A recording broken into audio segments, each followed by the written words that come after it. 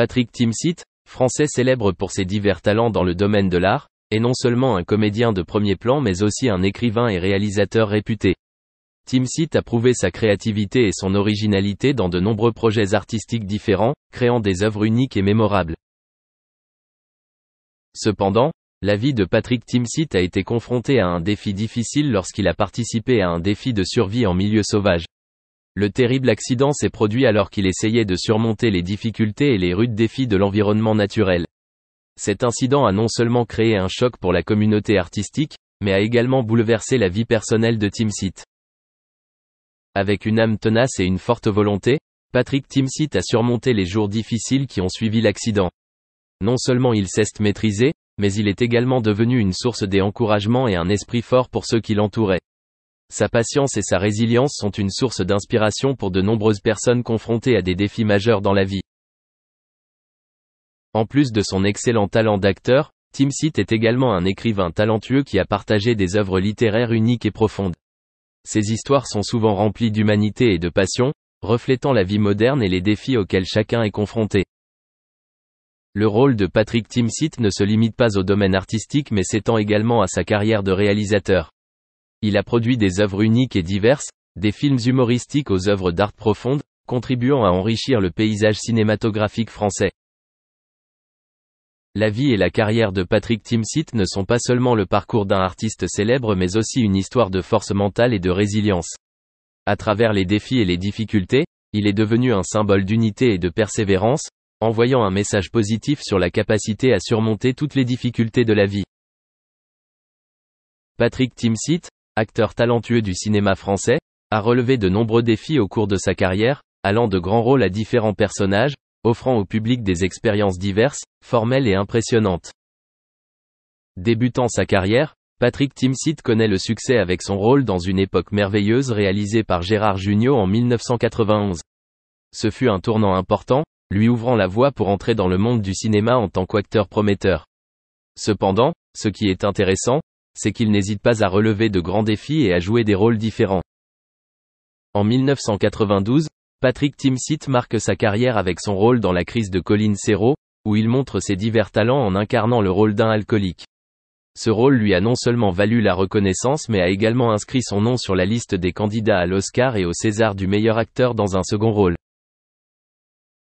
Après cela, Patrick Timsit a continué à conquérir le public à travers une série de films comiques célèbres. Il fut le meilleur ami de Thierry Lhermitte dans Un Indien dans la ville, 1994, puis incarna un directeur de banque gay dans Pédale bleue, 1996. Sa polyvalence a été démontrée en jouant un veilleur de nuit dans un camp de chômage dans One Man and His Dog, 1998. Non seulement limité au genre de la comédie, il a également démontré sa capacité d'acteur multidimensionnel à travers le rôle d'un amant idéal dans la comédie romantique, L'art, exquis, de la séduction, 2001. Patrick Timsit est non seulement un excellent acteur au cinéma, mais il montre également son talent en interprétant des films d'animation célèbres tels que Hercule, 1997, Shark Group ou Azur et Asmar, 2006.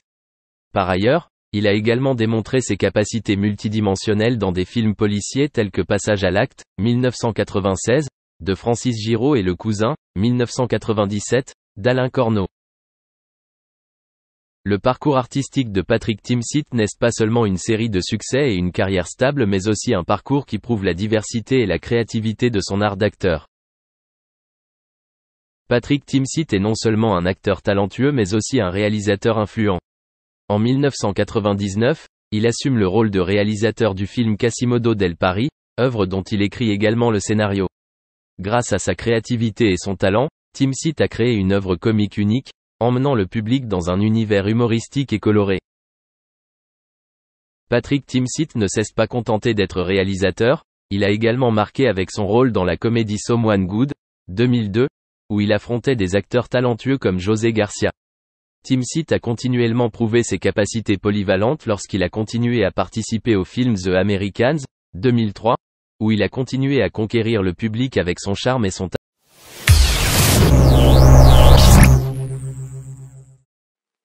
Le parcours d'Anouchka connaît actuellement une période tumultueuse. Autrefois présentée comme l'héritière idéale, une fille parfaite, digne et loyale, son image a connu un déclin constant depuis le début de l'offensive initiée par ses deux frères, Anthony et Alain Fabien, au début du mois de janvier, en lien avec la santé d'Alain Delon. Les révélations se sont succédées, dévoilant de nouvelles facettes de sa personnalité. Une tendance à la direction, des traits qualifiés de « manipulateur » et une attitude hautaine envers Alain Fabien. Les informations révèlent également qu'elle aurait été excessivement choyée depuis son enfance. La récente attaque provient directement du médecin d'Alain Delon, qui accuse ouvertement Anouchka d'avoir menti au sujet de la cessation du traitement renommé de son père depuis l'été dernier. Jusqu'à présent, Anouchka avait laissé entendre qu'elle s'opposait à cet arrêt, en désaccord avec la décision de ses frères. Cependant, selon Le Figaro, le médecin traitant de l'acteur aurait présenté aux autorités une version des faits radicalement différente. Elle a donné son accord pour interrompre un médicament spécifique, alors qu'elle m'a affirmé le contraire. C'est ce qu'a expliqué le praticien qui suit Alain Delon depuis juillet. Elle m'a indiqué que la décision émanait de ses frères et qu'elle n'était pas informée, bien qu'elle le fût. Ainsi, la fille préférée se voit désormais accusée de mensonge, une critique supplémentaire dont elle aurait certainement préféré se passer. Au cours des récents jours, un déluge de critiques s'est abattu sur elle, propulsé par Anthony et Alain Fabien, qui ont choisi de régler d'anciens différends avec cette sœur qu'ils méprisent.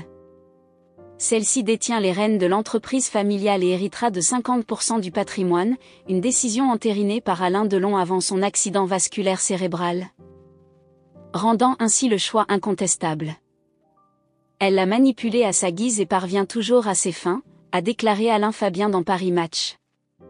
On pourrait presque parler d'une emprise. Elle aurait pu œuvrer en faveur d'une amélioration de mes relations avec mon père. Au contraire, elle a toujours œuvré pour aggraver les choses. Le discours d'Anthony rejoint celui d'Alain Fabien, qualifiant Anouchka de « la Genevoise » et offrant une description peu flatteuse de sa personne. Il affirme que leur père l'a excessivement favorisée. Des leçons de théâtre, un film en collaboration, un salaire de cadre supérieur pris en charge par l'entreprise familiale, des remboursements de frais. Une résidence privée au sein du domaine de Douchy dans le Loiret. Et surtout, ce statut de fille préférée affirmé dans toutes les entrevues.